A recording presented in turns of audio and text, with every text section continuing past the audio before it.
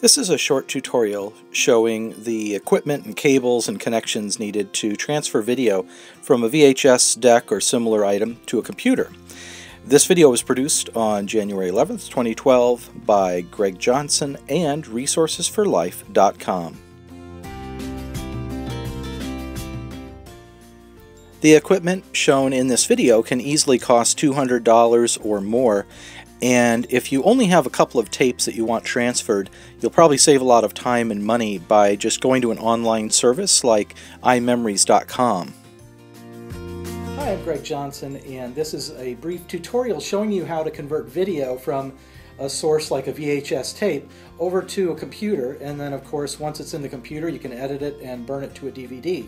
But this tutorial is just to show you the conversion process and the equipment and cabling that's required to do that.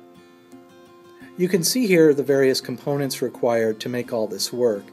In this example I'm going to be using an Apple computer. You could use a Windows computer as well.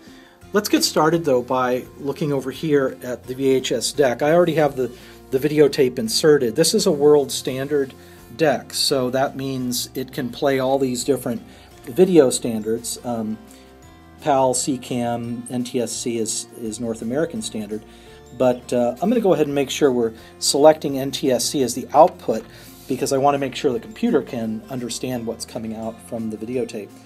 And in this case, because there can be other sources like a DVD deck or possibly a DV tape player, we're using a video source selector box. So here's the DV deck, DVD player, the converter box, which I'll explain in just a little bit.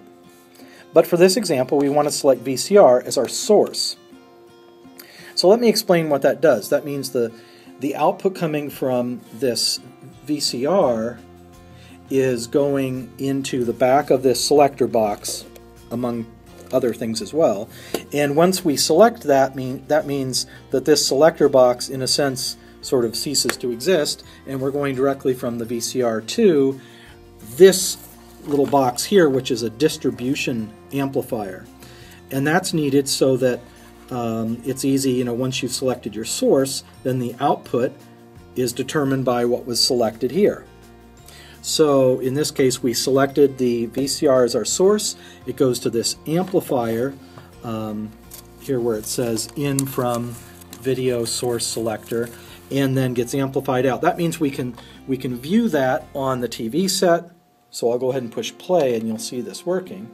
So we can view the video starting to play there on the TV set, it's tracking, and also then the output can go to other devices like the DVD player recorder, and it's also a DVR. It can go to this digital converter box, so we can watch the VHS tape on the TV while at the same time that signal is going from this distribution amplifier over to the converter box. The converter box is powered by a FireWire cable coming from the computer, so you won't find a power cord on this converter box. And when it's powered on by that FireWire cable, then the default setting is digital in. We want to change that to analog in. So just to keep recapping as I go, we're now going from the VCR to the switch box, from the switch box to this amplifier, from the amplifier out to the TV and to these other devices, including the switch box and the converter box. And now with analog in selected, that means that this input here is coming, as it says on the label, in from the video amplifier in the background there. It gets converted by this box, then goes through this FireWire cable, and as it says, it goes to Studio 3, which is this computer here. So now let me go ahead and show you when we are in the iMovie program. In this case, we're using iMovie. You want to go to the import icon, which is this camera, or you can also go to File and Import and choose to import from a camera. Now, I know that this is not a camera, it's a digital converter box, but the principle's the same. So here we can see the video showing up, and we're in the input mode.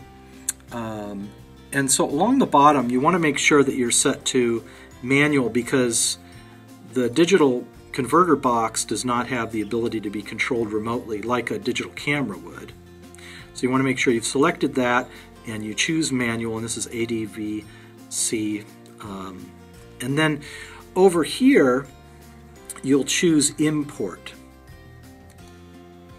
And for this example, obviously, I'm going to want to rewind the tape. I'm just going to push stop. You can see it says pause there.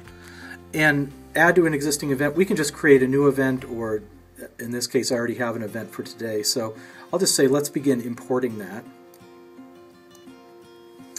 And now, to make sure I get everything again, as I said, I'm going to rewind. You can see that actually is part of what is getting imported right now. And then I'll push play, and we'll start again from the beginning. So this video is getting imported. It will be an event in iMovie. Again, if you were doing this conversion using Windows Movie Maker, for example, the same principles would follow. You would just be importing into Movie Maker and then doing the editing that you need before you export that or create a DVD from it. This video was recorded, edited, and produced using iMovie on an iPhone 4S. Slides were made using Keynote on the iPhone. Find out more at apple.com/iPhone.